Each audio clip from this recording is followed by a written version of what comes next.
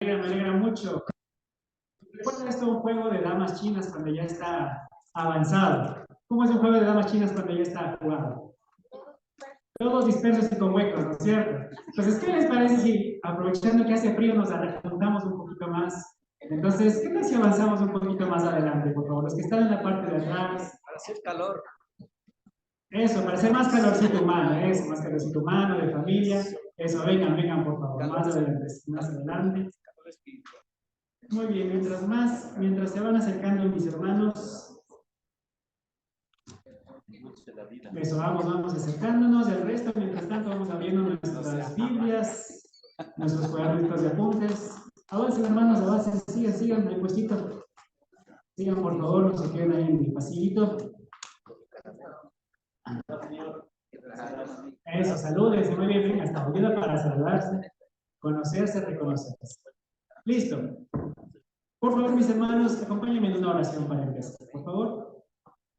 Dios del cielo y de la tierra, mi Dios amado, muy buenas noches, Padre bendito. Quiero darle, mi Señor Dios, gracias por la oportunidad de estar vivo, mi Señor Dios, de poder estar acá. Gracias por todos los hermanos que han podido, mi Señor y mi Dios, poder estar aquí, Padre, y poder vernos, saludarnos, cantar juntos, orar juntos, Padre, y aprender de ustedes su palabra.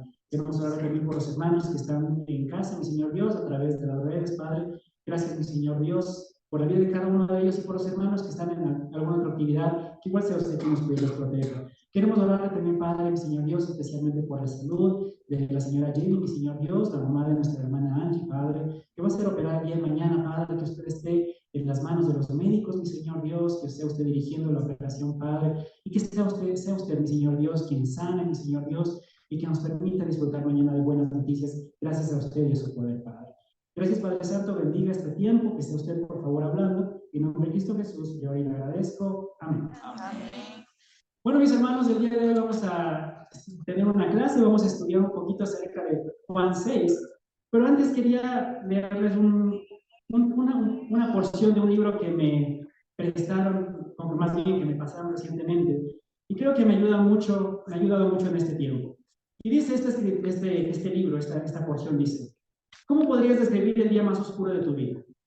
¿Recuerdas qué sucedió en aquella ocasión? ¿Cómo te sentiste? ¿Cómo reaccionaste? Yo quiero relatar uno de los míos.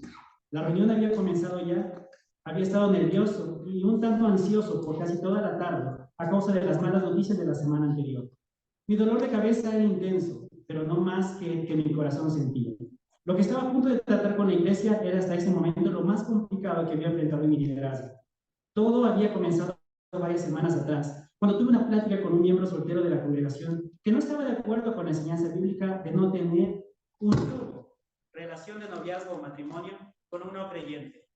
Este soltero había decidido que eso era muy difícil de aceptar, ya que él actualmente estaba saliendo con una mujer y no estaba dispuesto a obedecer lo que la Biblia enseña, si eso le costaba su relación. Después de un par de pláticas más, él decidió abandonar la iglesia para buscar otro lugar donde no enseñaran estas cosas. Los padres de este joven fueron las primeras personas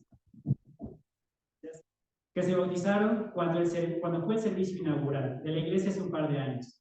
Ellos eran grandes amigos de mi esposa y mío, y buenos servidores dentro de la iglesia. Pero cuando supieron lo que estaba pasando con su hijo, en lugar de tratar las cosas poniendo la palabra de Dios en medio de la situación, decidieron tomar partido y ponerse del lado de la necesidad de su hijo. El resultado, se fueron con él a buscar otra congregación donde permitieran que su hijo tuviera una relación con una no cristiana. Años atrás, estos hermanos habían invitado a la iglesia a otro matrimonio que se había bautizado también. Y cuando ellos se enteraron de que sus papás en la fe se retiraban de la iglesia, decidieron hacer lo mismo, alegando que éramos muy duros con este joven.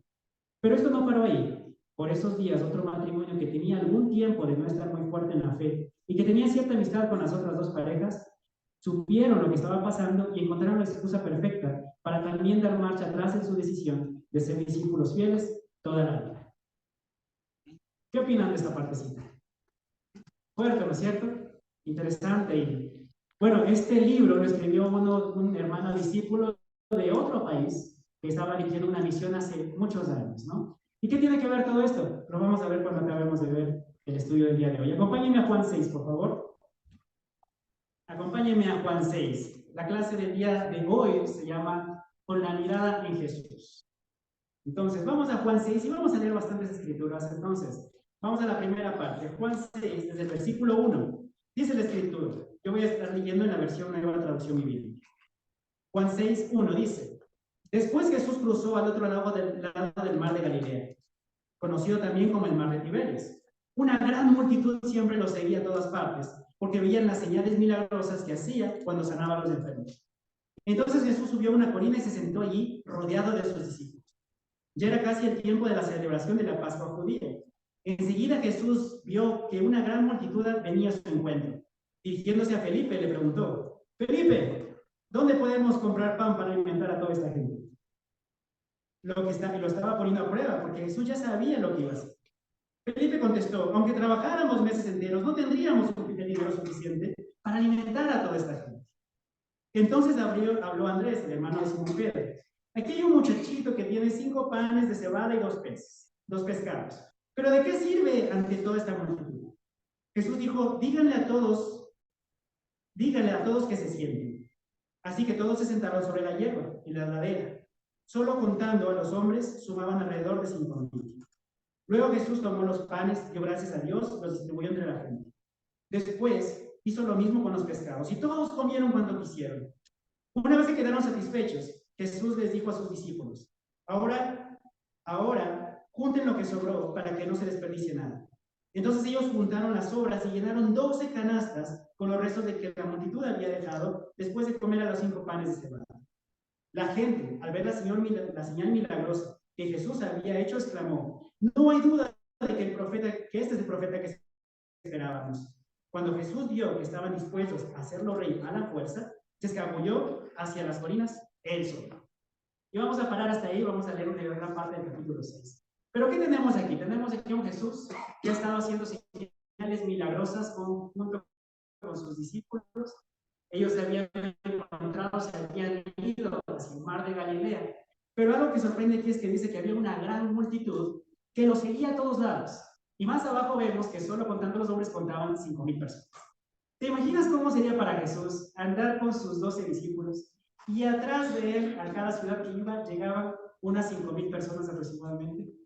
¿Te imaginas cuánto es eso?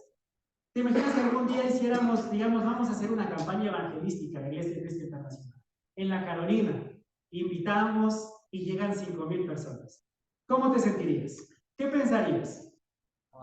Wow, ¿no es cierto? Muy bien, ¿cierto? Pensarías, wow. ¿Qué más pensarías? ¿Qué otro pensamiento vendría a tu cabeza? ¡Wow! Está funcionando, ¿no? ¡Wow! Gracias Dios, qué increíble. Mira la cantidad de gente que se convierte. ¡Qué animante!, ¿no es cierto? Tanta gente nos está siguiendo. Y supongamos que lo hacemos el domingo siguiente y lo hacemos vuelta en el sur, lo hacemos en las cuadras.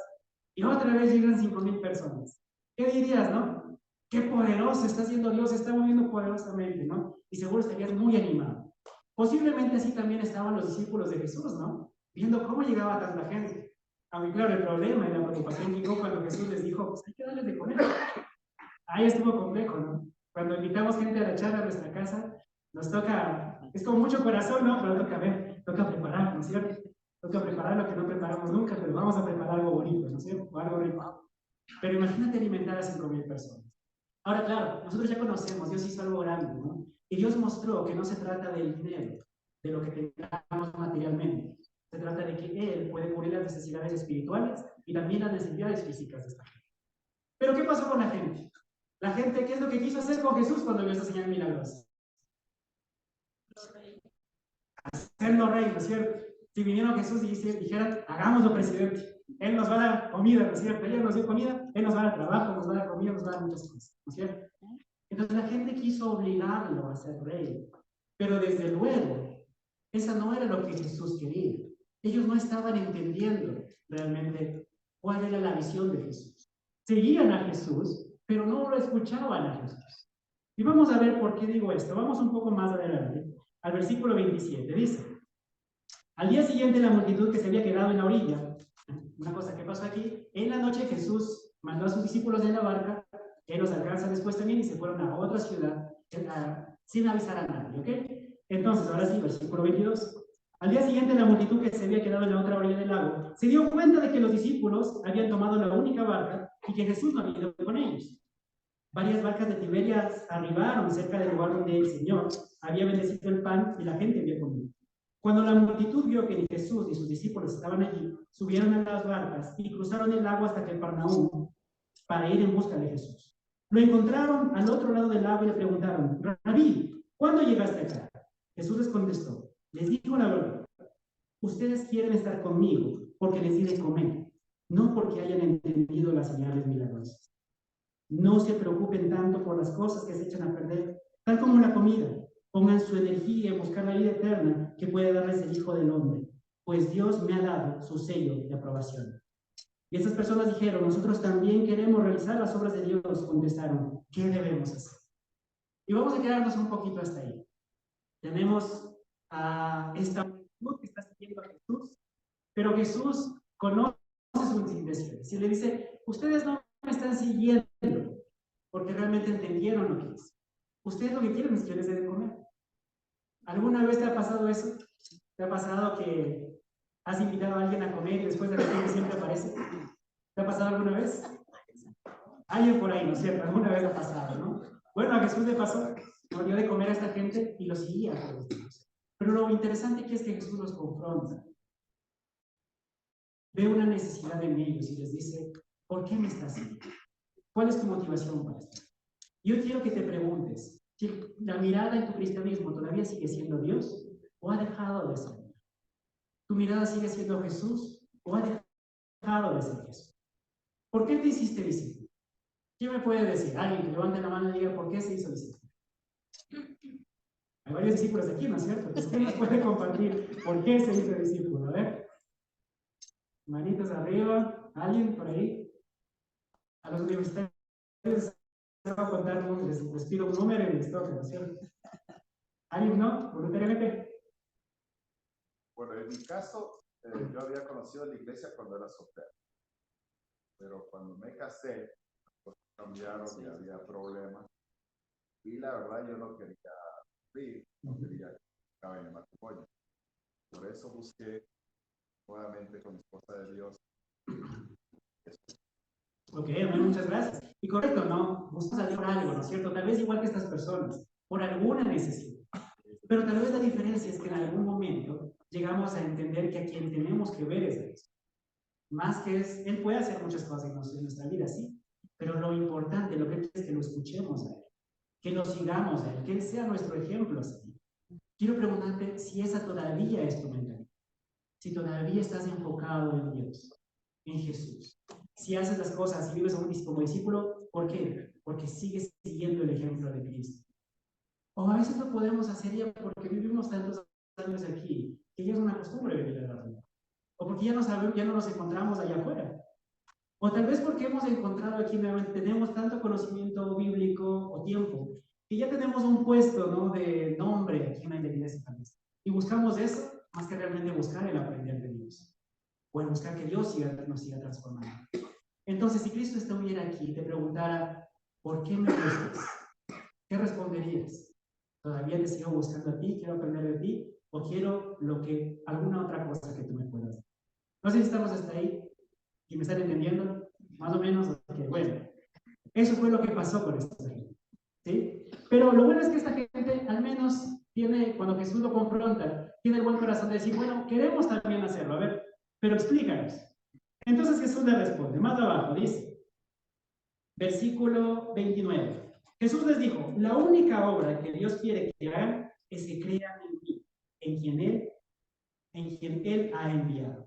Chévere, muy bien. Entonces hasta ahí Jesús le dice: lo que necesitas es enfocarte en mí, creer en mí. Que no solo se trata de que yo creo en Dios, sino se trata de yo lo sigo, aprendo de Él y Él es mi ejemplo a seguir. ¿Ok?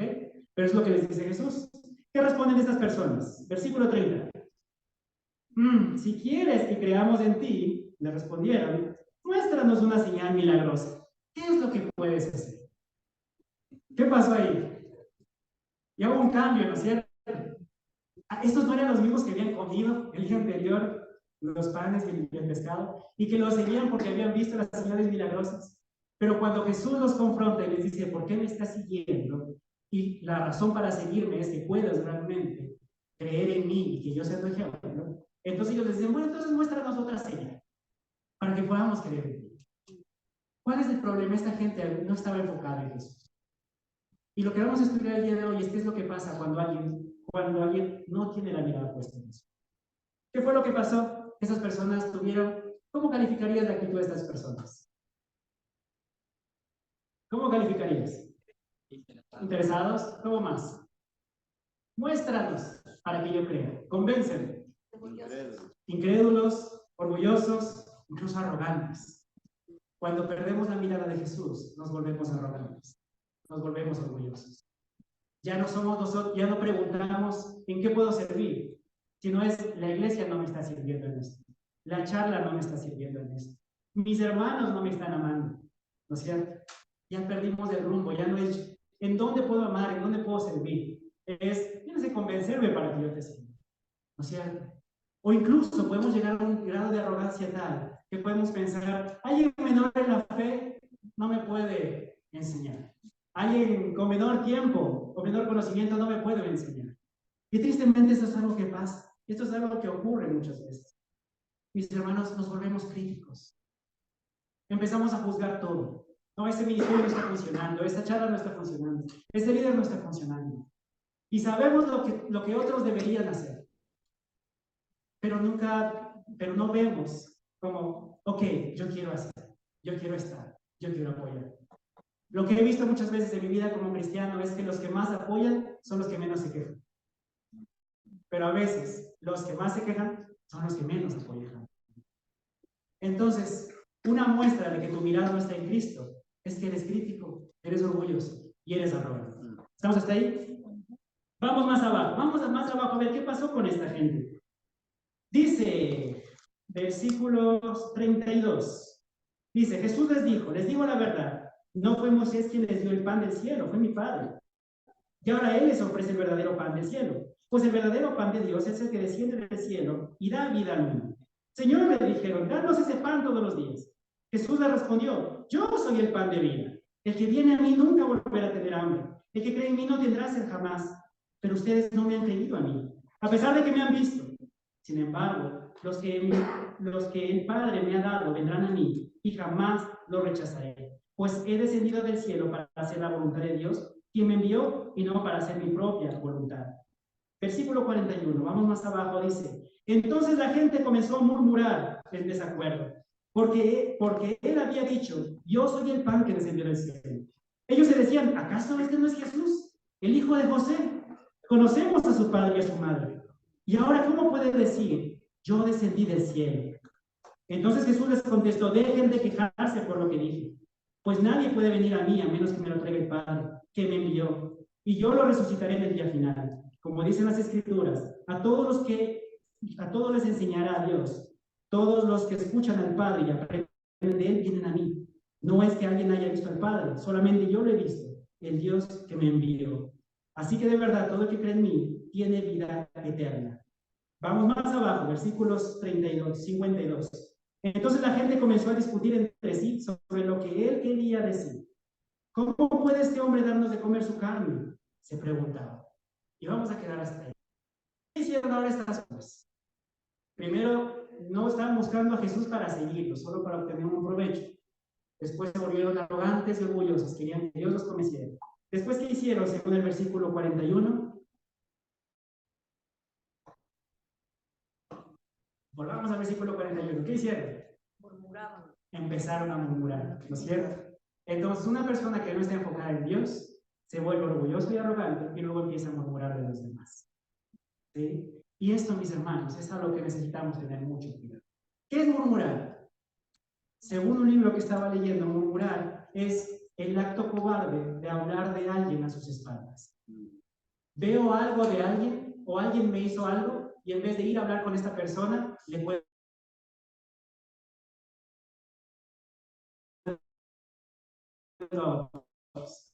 ¿no? Le cuento a otros, buscar consejo o ayuda, solamente para hablar mal de esa persona. Y eso es algo que está mal. ¿Qué más hicieron ellos? Dice que empezaron a discutir entre ellos también. ¿Te das cuenta de esto? Ellos tenían a Jesús. Le podían preguntar a Jesús. Jesús, no entiendo lo que me estás diciendo. ¿Cómo es eso de que tengo que comer tu carne y beber tu sangre? No entiendo, explícame por favor. En vez de pedirle a Jesús que les explique, lo que hicieron fue murmurar entre ellos y hablar entre ellos y discutir entre ellos. Y Jesús ahí. Y a veces somos nosotros. Cuando has tenido un problema, ¿has ido a resolverlo con la persona con quien tienes que resolverlo? ¿O has ido a buscar a otras personas y a regar el chisme? ¿Qué es lo que has estado haciendo? Mis hermanos, hay que ser muy cuidadosos con esto. Porque el chisme y las murmuraciones son un pecado grave delante de Dios. Y sería terrible que en nuestra iglesia estuviera ocurriendo eso. Quiero preguntarte, ¿si ha estado pasando en tu charla? ¿Si ha estado pasando en tu ministerio? ¿Si ha estado pasando alrededor tuyo? Y no solo se trata de que tú hables, sino de que a veces tú prestas los oídos también para escuchar. Porque estaba leyendo que un chismoso busca a otro chismoso para contarle las cosas. Busca a alguien que sabe que no lo va a corregir. Busca a alguien que sabe que no lo va a confrontar. Busca a alguien que le diga que está bien lo que está diciendo y que los dos estén en ese pecado. ¿Estamos hasta ahí, mis hermanos? Así que quiero animarte a que tengamos mucho cuidado con esto. Si necesitas resolver algo, ve con la persona con quien tienes que hablar. Si estás de desacuerdo con algo, háblalo con esa persona. Pero no lo comentes con nadie que no pueda ser una ayuda para ti. Si tu única opción es solo hablar, eso es algo que está muy mal. Y hay algunas escrituras que necesitamos ver el por qué. Y les traje. Primera de Corintios 6, del 9 al 10. Vamos hasta allá. Primera de Corintios 6, del 9 al 10. Que la escritura sea la que hable. Voy a leerlo en la versión traducción al lenguaje actual. Primera de Corintios 6, del 9 al 10, versión traducción al lenguaje actual, nos dice, 6, del 9 al 10, nos dice, no se dejen engañar, ustedes bien saben que los que hacen lo malo no participarán en el reino de Dios. Me refiero a los que tienen relaciones sexuales prohibidas, a los que adoran a los ídolos, a los que son infieles en el matrimonio, a los afeminados, a los hombres que tienen relaciones sexuales con otros hombres, a los ladrones y a los que siempre quieren más de lo que tienen, a los borrachos, y aquí está, a los que hablan mal de los demás. Nuevamente, hablar mal no solamente es un problema de actitud, es un pecado que conduce a que la persona no herede el reino de los cielos. ¿Te das cuenta? Vamos a otra escritura, Proverbios 16, 29. Vamos para allá, Proverbios 16, 29. También en la misma traducción al lenguaje actual dice, un momento, 16, 29.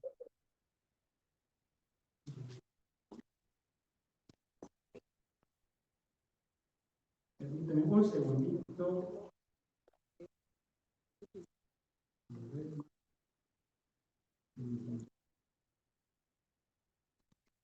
No, 16:28, se escribió mal, perdón. Proverbios 16:28, traducción al lenguaje actual, dice, el que es malvado y chismoso provoca peleas y causa división.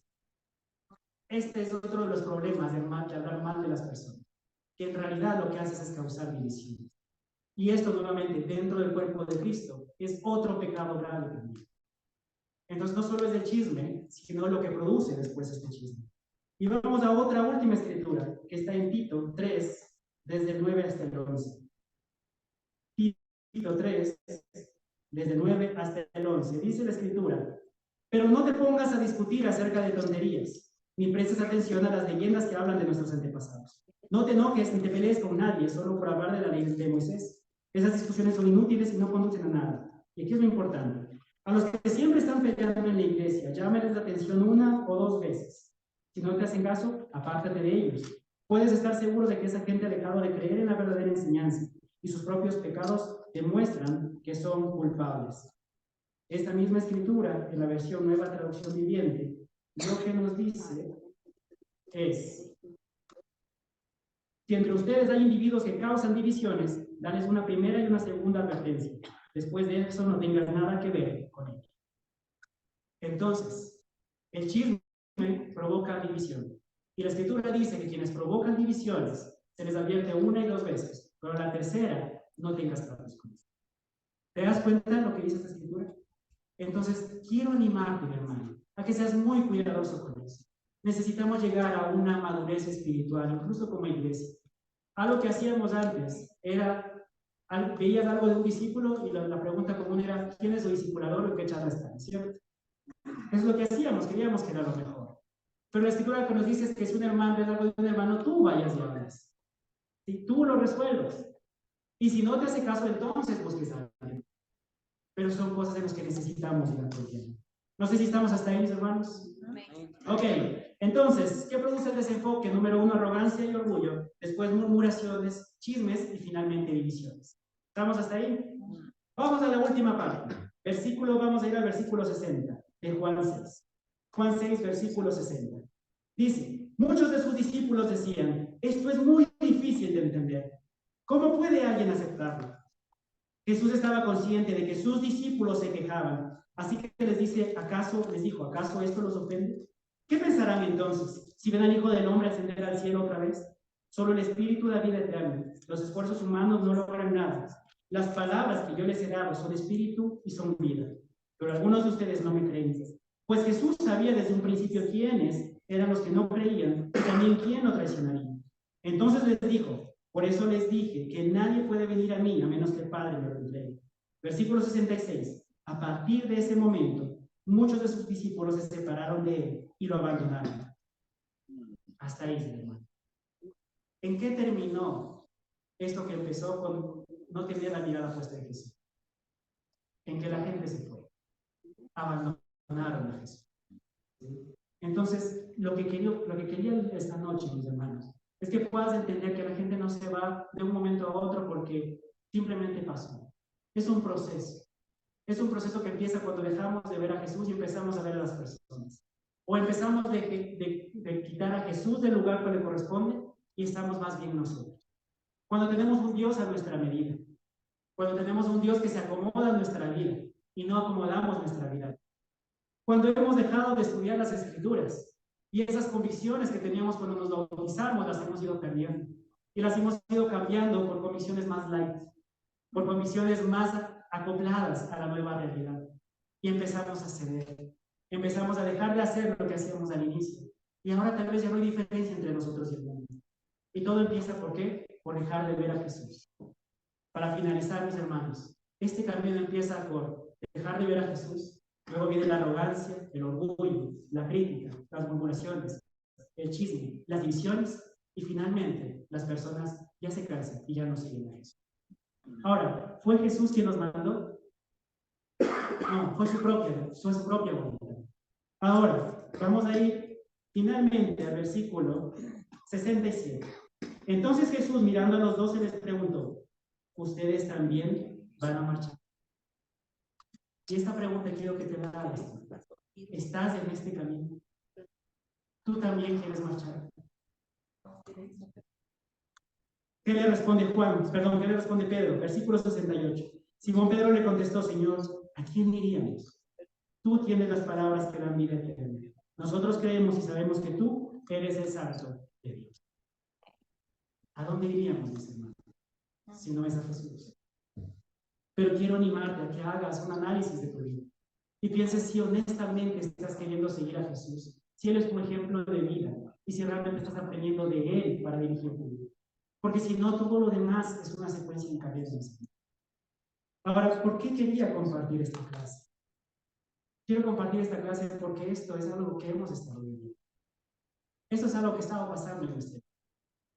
Empecé con esta lectura de este hermano y me sorprendió cuando lo leí porque dije, esto es lo que estamos viviendo. Y este es un día difícil. Sí, lastimosamente en las últimas semanas, bueno, Dios ha mostrado y sacado cosas a mí. Dios ha sacado como diferentes hermanos han estado viviendo en el pecado. Como diferentes hermanos no quieren someterse a la voluntad de Dios. Quieren estar en la iglesia, pero quieren seguir viviendo en el pecado. Por esa razón, varios hermanos ya no son parte de nuestra congregación hace varias semanas. Esto es del Ministerio de Jóvenes, del Ministerio de Universitarios y del Ministerio de Solteros. ¿Sí? Y queríamos explicarles y decirles que con estos hermanos he hecho todo el trabajo que está en nuestras manos. Una vez que se ha descubierto, los hermanos confesaron, hemos hablado con ellos y hemos estado trabajando para que ellos puedan llegar a arrepentirse. Pero sin embargo, siempre hay que tomar decisiones y al final hemos pedido que tomen decisiones. ¿Desea seguir viviendo este pecado? ¿O deseas arrepentirte? Si deseas arrepentirte, aquí estamos. Vamos a ayudarte, vamos a trabajar y que sea el que Dios el que trabaje en tu vida. Si deseas seguir viviendo en tu pecado, está bien, es tu decisión, pero no lo vas a hacer dentro de la iglesia. Mis hermanos de iglesia, tal vez nos hemos relajado y por eso te pido que tú hagas este análisis personal en tu vida. ¿Cómo están tus condiciones? ¿Las has relajado? ¿O sigues realmente viendo a esto como una autoridad y no solamente como una familia? Si no es así, por favor arrepiéntete. Si estás en pecado, por favor busca ayuda. Aquí hay hermanos que te puedan ayudar. Hay hermanos que pueden escucharte, que pueden ayudarte de una y de otra forma. Pero por favor busca ayuda y arrepiéntete de tu pecado. Eso es lo que Dios quiere de nosotros. Que podamos arrepentirnos, que podamos volver a Él. Él no quiere que nos alejemos. Pero si tú no decides tomar la decisión, al final te vas a terminar yendo. Entonces, quiero animarte a que tengas cuidado de eso. También quería exponerles esto también, porque si bien estos hermanos ya no son parte de nuestra congregación, siguen siendo nuestros hermanos. Y no se trata de que queremos exponer a ellos o exponer su pecado, pero sí más bien que esto sea una alerta para cada uno de nosotros. Porque la Escritura dice que crea estar firme, cuide de no caer. Entonces, cada uno de nosotros necesitamos hacer un análisis de nuestra vida, de cómo estamos llevando nuestro cristianismo. Y ojo, no somos ni más ni menos que ellos. Al contrario, debemos seguirlos amando, seguirlos viendo con amor y seguir orando para que ellos puedan volver. Pero nuevamente, necesitamos trabajar en nuestra vida y en nuestro propio cristianismo. No seamos como estas personas, que tuvieron a Jesús mismo y aún así se fueron. Si estas personas tienen a Jesús mismo y aún así decidieron abandonar la fe, ¿qué podemos hacer quienes estamos liderando ahora? Si somos igual de pecadores que cada uno de los que estamos aquí. Y el liderazgo solamente es una cuestión de servicio. Es temporal. Mañana van a estar ustedes, o alguno de ustedes estará. Pero mis hermanos, todos nos podemos cuidar, todos nos podemos apoyar, pero nadie, mi hermano, va a poder entrar en tu casa y llevarte a tener tu tiempo con Dios, o obligarte a tener tu discipulado, o obligarte a cumplir la ley o lo que dices. Solo tú puedes hacer. Entonces, esta noche lo que quería compartirles es esta triste noticia, mis hermanos, para nosotros, pero también animarnos nuevamente a que podamos revisar nuestra vida, a que tomemos la vida y la palabra de Dios en serio nuevamente, pero que también que podamos amar y seguir orando por nuestros hermanos. Es lo que quería compartir, mis hermanos, esta noche. Que tengan una buena noche.